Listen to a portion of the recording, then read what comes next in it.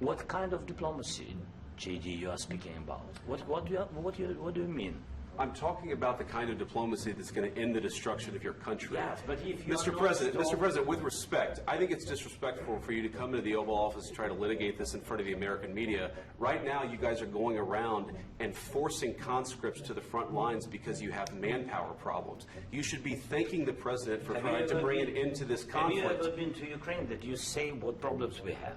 I have been to. Come once. I've actually watched and seen the stories, and I know what happens is you bring people, you bring them on a propaganda tour, Mr. President. Do you disagree that you've had problems bringing people into your military? And do you think that it's respectful to come to the Oval Office of the United States of America and attack the administration that is trying to prevent the destruction of your country? A lot of questions. Let's start from the beginning. Sure. First of all, during the war, everybody has problems, even you, but you have nice ocean and don't feel now, but you will feel it in the future. God bless. You don't know that. God bless. You don't God know bless. that. You will not have war. Don't tell us what we're going to feel. We're trying to solve a problem. Don't tell us what we're going to feel. I'm not telling you. Because you're in no position to dictate that. That's exactly what you're doing. You're in no position to dictate what we're going to feel. We're going to feel very good. You will feel influence. We're going to feel very good and very strong. You will feel influence. You're right now not in a very good position.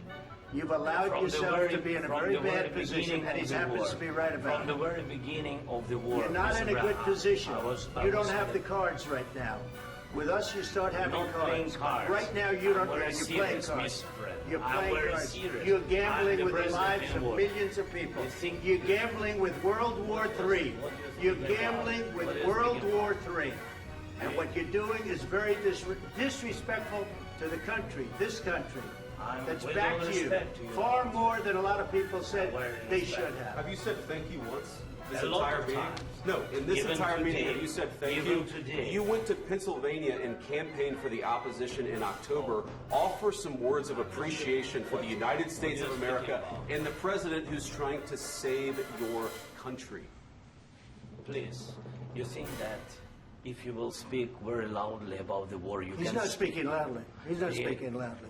Your country's in big trouble. Can I Wait a answer? minute. No, you've done a lot of talking. Your country is in big trouble. I know. You're not winning. You're not winning this. You have a damn good chance of coming out okay because of us. Mr. President, we are staying in our country, staying strong from the very beginning of the war. We've been alone, and we are thankful. I said thanks you haven't in been this alone. cabinet. You and haven't not been only alone. in this cabinet. We gave you, through this stupid president, $350 billion. You voted we gave for you your military president. equipment, You and you voted men for are your brave, president. but they had to use our military. What about If you didn't have our military equipment, if you didn't have our military equipment, this war would have been over in 2 weeks. In 3 days, I heard it from Putin. In 3 days, this is something Maybe new. less. In 2 weeks, of course, yes. It's going to be a very hard thing to do business like this. I tell you. Just say thank you. I said a lot of times to American people. Accept that there are disagreements, and let's go litigate those disagreements rather than trying to fight it out in the American media when you're wrong.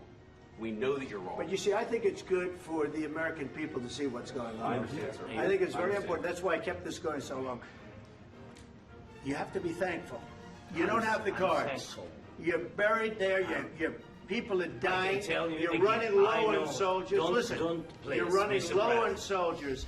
It would be a damn good thing. And then you tell us, I don't want a ceasefire. I don't want a ceasefire. I want to go, and I want this. Look. If you could get a ceasefire right now, I tell you, you take it so the bullets stop flying and your men stop getting killed. Of course, we want to stop the war. But you're saying you don't want a ceasefire. But I said to you, I want a ceasefire. With guarantees. Because you'll get a ceasefire faster than an agreement. Ask our people about ceasefire, what they think. That wasn't with me. That wasn't with me.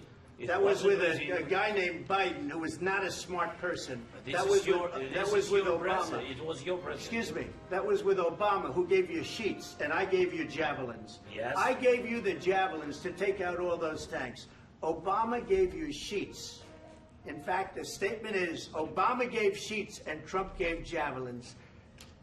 You got to be more thankful, because let me tell you, you don't have the cards. With us, you have the cards.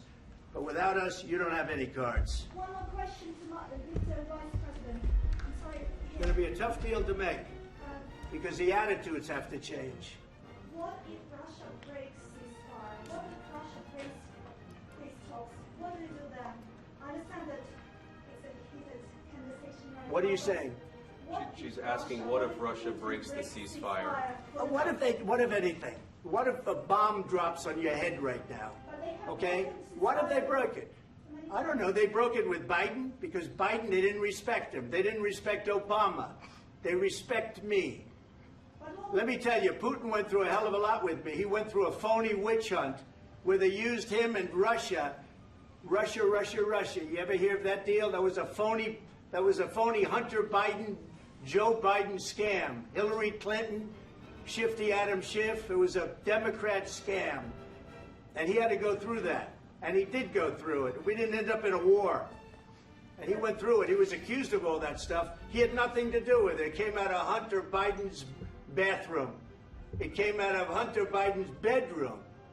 It was disgusting. And then they said, oh, the laptop from hell was made by Russia. The 51 agents. The whole thing was a scam. And he had to put up with that. He was being accused of all that stuff. All I can say is this. He might have broken deals with Obama and Bush, and he might have broken them with Biden. He did, maybe. Maybe he didn't. I don't know what happened. But he didn't break them with me. He wants to make a deal. I don't know if you can make a deal. The problem is, I've empowered you to be a tough guy. And I don't think you'd be a tough guy without the United States. And your people are very brave. But you're either going to make a deal or we're out. And if we're out, you'll fight it out. I don't think it's going to be pretty, but you'll fight it out. But you don't have the cards. But once we sign that deal, you're in a much better position. But you're not acting at all thankful. And that's not a nice thing. I'll be honest, that's not a nice thing.